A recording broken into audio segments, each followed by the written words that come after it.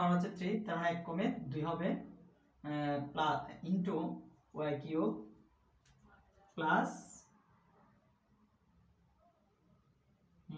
পঞ্চম পদের সহগ হচ্ছে 5 ইনটু y, এটার পাওয়ার হবে 1 into y to the power 4 plus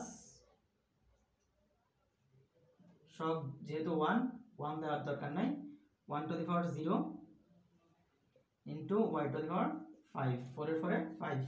তাহলে আমরা যদি লিখি এখানে কি পাই, এখানে সবগুলোর মান 1 হয়ে যাবে, তার মানে এখানে 1 আসবে প্লাস এখানে আসবে 5y প্লাস এখানে হবে 10y square plus 10y cube plus এখানে হবে 5y to the power 4 plus y to the power 5। আমরা ইজিলি প্যাসকেলের ত্রিভুজ ব্যবহার করে আমরা ইজিলি কি করছি, দ্বিপদী বিস্তৃতি নির্ণয় করছি।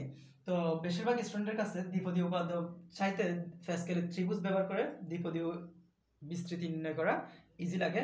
তো তোমরা যদি পরীক্ষার হলে যদি তোমাদেরকে উল্লেখ করে না দেয় যে দ্বিপদী উপপাদ্যের সাহায্য করো কিংবা প্যাসকেল ত্রিভুজের সাহায্য করো, সেক্ষেত্রে তোমাদের কাছে যেটা সহজ মনে হবে তোমরা সেই পদ্ধতিতে করতে পারবে।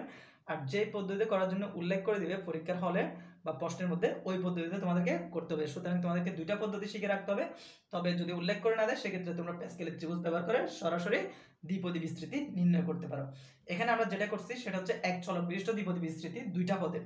তো আমরা 10.2 যে অধ্যায়টা আছে ওই অধ্যায়ে কিন্তু এক চলক বিশিষ্ট না, ওই অধ্যায় হচ্ছে দুই চলক বিশিষ্ট দ্বিপদী বিস্তৃতি নির্ণয় করতে বলে। দুই চলক বিশিষ্ট হোক কিংবা এক চলক বিশিষ্ট হোক, সেক্ষেত্রে আমাদের দ্বিপদী বিস্তৃতির যে নিয়মটা আছে ওই নিয়মটা অলওয়েজ একই থাকবে। অর্থাৎ প্রথম পদ যেটা আছে ওই পদের পাওয়ার, যেই পাওয়ারটা থাকবে ওই পাওয়ার থেকে এক এক করে প্রতি পদে কমতে থাকবে। আবার দ্বিতীয় পদের ক্ষেত্রে ঠিক সেম কাজটা তার বিপরীতভাবে করবো আমরা, যে আমাদের শূন্য থেকে পাওয়ার শূন্য থেকে এক এক করে বাড়বে, যে n এর মান যত তত পর্যন্ত যাবে, অর্থাৎ পাওয়ারটা যত থাকবে তত পর্যন্ত যাবে। এখানে পরীক্ষার হলে আরো একটা বিষয় আমাদেরকে দিয়ে দেয়, সেটা হচ্ছে আমাদেরকে দুইটা পদের বিস্তৃতি করতে বলে, তিনটা পদের বিস্তৃতি করতে বলে বা চারটা পদের বিস্তৃতি করতে বলে। তো আজকের ক্লাসটা হচ্ছে আমাদের বেসিক দিয়ে আমরা এতটুকু পর্যন্ত শেষ করছি। নেক্সট ক্লাসে আমরা ধারাবাহিকভাবে অনুশীলনী প্লাস উদাহরণের সবগুলো ম্যাথ সমাধান করব। যদি তোমরা ক্লাস ভালো লাগে পেজটাকে লাইক করে ফলো দিয়ে অ্যাক্টিভ থাকো।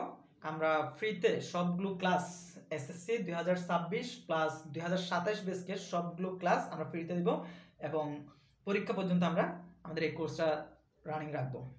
আসসালামু আলাইকুম, বাই।